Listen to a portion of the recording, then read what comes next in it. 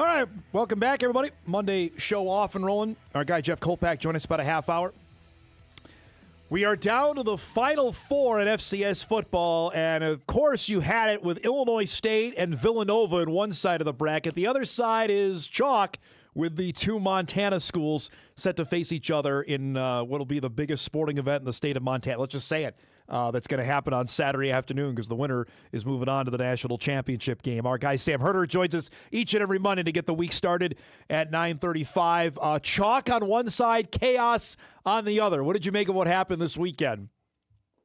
Yeah, I think everyone was, when the bracket came out, was on the one side of the bracket was looking ahead to a potential Brawl of the Wild 2.0 with Montana State getting the 2 seed, Montana getting the 3 seed, and we're going to get that now. And it's just going to be a crazy day, crazy week in that state. Everyone, I think, listening knows just how passionate that rivalry is.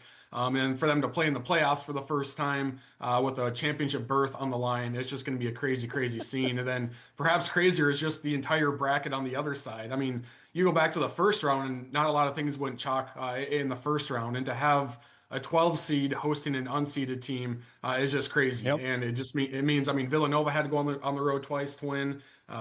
Illinois State had to go on the road 3 times. And win, so it's just a wild side of the bracket on that one. That side. I love listening because I'm almost positive Villanova had no plans to host another football game, and now they got to get ready to do one on Saturday night of all things. Yeah, and traditionally they're a good program. Like I think they've made 3 or 4, I think it's 3 quarterfinal games since 2021. They were, a really good program in the 2000s. I mean, they won the national championship in 2009. I believe it was. And so overall, the program has a good history of success, but they haven't made it this far in quite some time. And so hopefully they can draw a good crowd. Hopefully, like operations, they got everything, set and ready to go because maybe they were packing some things up when the bracket first came out. So yeah, it's just interesting to see. A kind of a new team host a semifinal game, and hopefully they can draw a good crowd. All right. I think there was maybe some people that were hate watching on Saturday here in town about Illinois State and UC Davis, how that was going to go down. And Illinois State took Davis's best punches to start the game, and then we saw them just wear on him, Sam, at the end of the game. I mean, that was – Brock Speck is smiling, having the time of his life. They called a fake punt to seal the game. I mean – they're going to win. I think they're going to win this weekend in Villanova, and they're going to go to Nashville. I firmly believe that. Yeah, I mean, they're on such a great run right now. And you could say the same thing about Villanova. I mean, they've won their 2 road games in a row here, and they found a way to win late in games. The Lehigh game, they nearly lost, but they found a way. Then Villanova, Tarleton State. I mean, that literally a quarter of an inch away from Tarleton State winning that game. Now, had they called that a touchdown, Villanova still would have gotten the ball back with a couple of minutes left. So can't say definitively Tarleton would have won, but Nova just has found a way to win these games. And so, them being at home, I think is an advantage. Illinois State, this is their, 4th road game in a row. Yep. And we'll see if that catches up to them. But, with that said, I mean, just with how they're playing, especially in the trenches, that's really where it's won deep in the playoffs. So I think that's going to be a fantastic matchup. I mean, Sopkowitz has been unguardable. We saw that here. Bison really didn't have it. He had 3 touchdowns in the game here. He had another big one on Saturday. Just the way that they're coming together, they're playing. Again, they've won 8 road games. 8 wins, period, is a good year. They've won 8 on the road. Is just unbelievable this year.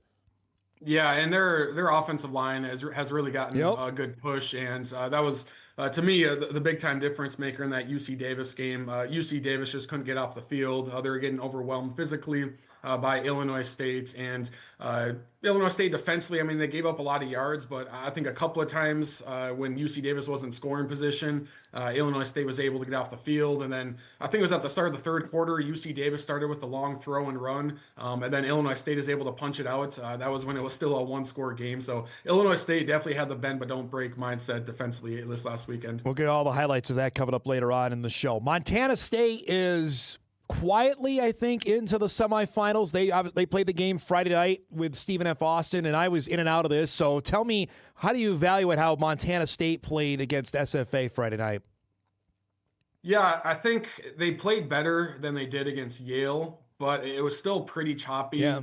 The Cats gave up some explosive plays. There was a lot of penalties in this game. There's a lot of false starts by Montana State. It was interesting. Some of them were just, blatant false starts, obviously, but it seems like half of them, whoever committed that false start was pointing at SFA. And I know SFA got called a couple of times for, I can't remember, what it's called, but pretty much, trying to get the offense to jump. I think they did that more than twice, but they got called for it twice. So it didn't really have any great flow to it for Montana State, yet they still put up a lot of points. They put up a lot of yards. Justin Lamson was really dialed in at the quarterback spot. What's interesting is the Montana State versus Montana game this weekend kind of reminds me of NDSU versus South Dakota State last year, because South Dakota State was rolling in their 2 playoff games. NDSU against Abilene Christian and Mercer, it was kind of it's a little choppy. It's the same way with this one. I feel like where Montana looks like they're playing like the better football, Montana State's kind of they're winning, but it's not it doesn't look the best. So it's just kind of interesting comparisons this year compared to last year. Yeah, and I mentioned this online after the games went final Saturday that we've had how many times where the Bison and Jackrabbits have played in the 6 since 2012.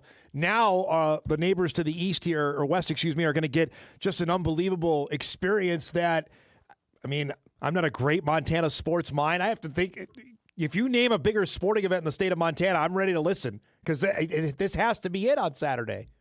Yeah, it's got to be this one. And I know I think it was in the final week of the regular season, kind of one of the talking points among the media was what would be bigger, these 2 teams playing in the semifinals or playing in the national championship. And a lot of people said in the semifinals, because that would mean they're either playing in Bozeman or in Missoula, and it would just be a crazy, crazy day for the state. So yeah, it's just a crazy. It's going to be a crazy build up to this one. It's going to be incredibly intense. National television as well. So it's just it's peak FCS right here. Just the level of ball played in this one, and the scene, and a sold out crowd. It's going to be standing room only, national TV. It's going to be a great Saturday. Villanova's still standing. I don't know if that's more reflective of just their play, because we've trashed the CAA. And there's been good reason to do it, because it hasn't been very good over the last couple of years. But how they went and won the game on Saturday, again, they held Lehigh down in that game last week in the second round. That they just found a way. Again, Tarleton with all the momentum, and before you know, I look back and Villanova ended up winning. Yeah, and Villanova was kind of a quiet, sneaky team this year, because Rhode Island, was the higher seeded team, and Monmouth before Derek Robertson, they were undefeated before Robertson got hurt. They were undefeated versus the FCS, and so Villanova was kind of just lurking there, and now they've really gotten hot here in the playoffs. And what's kind of ironic too is they're leaving the CAA for the Patriot League next year as well. And so the CAA can kind of celebrate their run right now, but they're going to be moving on pretty quickly. And they're just playing really well right now. And defensively, they've always been tough against the run. Shane Hartzell is a really good multi-year All-American for them at linebacker. They're always big and physical up front. Their secondary was one that I kind of questioned. I didn't know. They've given up a lot of yards this year, so I wasn't sure how they would stack up against Tarleton State. And they did give up some big plays, but they really stuffed the run for Tarleton State. And if Tarleton can't run, you're not really scared of that slow mesh concept that Tarleton runs. And so I thought Villanova came in with a good game plan defensively, and then offensively they kind of had the Illinois State strategy against NDSU, where they didn't take a lot of shots. It was a lot of, in breaking routes, slants, deep slants, a lot of underneath routes where they were able to move the ball. And then that softened up Tarleton's defense, and then Villanova was able to establish the run, and they ran the ball very well. They've been doing it all year. They've been doing it without their best running back too, and David Abbott, who could be coming back this week, it sounds like, potentially. So, they're getting healthy as well in the run game. All right, so here's the big question. We have not had a road semifinalist win since 2016. Both of them won that year. What's the under-over at 1.5 on we have that happening this year? Yeah, I think, maybe you put it at 1.5, just straight up, either over or under there. I wouldn't be surprised if it's 0-2, 1-1, 2-0. All of these games I feel like are going to be really, really close. Like Montana State has that really good home field Yep. advantage, but Montana, like we talked about, looks like they're playing better ball right now. Villanova, they're going to be at home. It might not be, a super loud environment there, but still being at home is going to be a good advantage. Going up against Illinois State, who's, like we talked about, a bunch of road wins, a bunch of road games in a row here. So, with that said, Illinois State has just, they've shown the ability to handle this adversity. So, I think it's kind of a coin flip right here on if things are going to go chalk, or it might be 2016 where both home teams lose, or it Yeah. could be somewhere in the middle where home teams go 1-1. I don't know. I think we're in store for a really fun weekend, though. You had the stat here. I want to repeat it of what the home teams have done this year in the playoffs. 5-3 in the first round, 5-3 in the second round, 2-2 this last weekend. What do you attribute that to in your mind?